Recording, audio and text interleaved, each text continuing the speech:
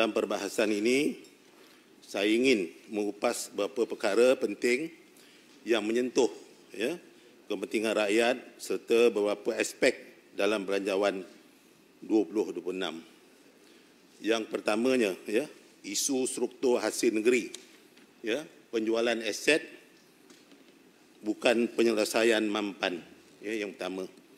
Datuk Timbalan Yang di-Pertua, saya ingin memetik laporan audit negara 3/2025 muka surat 31 dan 32 yang baru dikeluarkan dilaporkan perolehan daripada jualan barang-barang yang merupakan penyumbang utama hasil kerajaan negeri bagi tahun 2024 dengan jumlah 274 juta .33,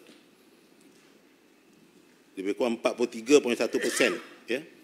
Data menunjukkan bahawa hasil premium pemberian milikan berlaku peningkatan ketara pada tahun 2024 dengan jumlah 185.83 juta berbanding 140.08 juta pada tahun 2023 dengan perubahan sejumlah 45.75 juta, lebih kurang 32% penambahan.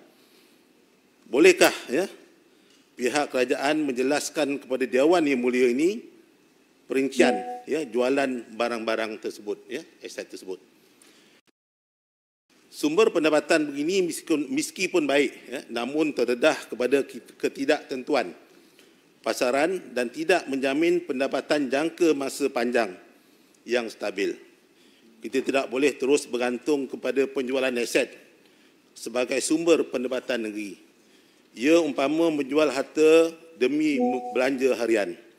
Langkah ini tidak mampan dan boleh menjejaskan kedudukan fizikal negeri pada masa hadapan. Saya ingin membawa suara semak dan imbang dalam Dewan ini. Sejauh manakah strategi jangka masa panjang negeri dalam memperkukuhkan asas hasil yang lebih mampan, konsisten tanpa membebankan rakyat?